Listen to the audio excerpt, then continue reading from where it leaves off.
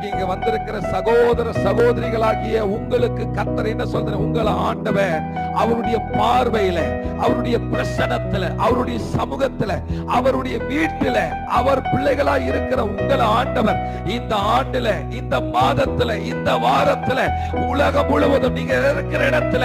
உங்களை யாராவது ஏழை, வறுமை, தரித்திரம், உன்னை பார்க்க சகிக்கல, நீ நல்லால, நீ சரியில்லை, உன் தோற்றம் சரியில்லை, நீ இருக்கிற வீடு நல்லால, நீ ஏழையா இருக்கிற, பார்க்கறதுக்கு அருவருப்பா இருக்குதுன்னு யாராவது உங்களை பார்த்து சொன்னா நீங்க சொல்லுங்க, கர்த்தர் என்னை முத்திர மோதிரமாக வைத்திருக்கிறார்.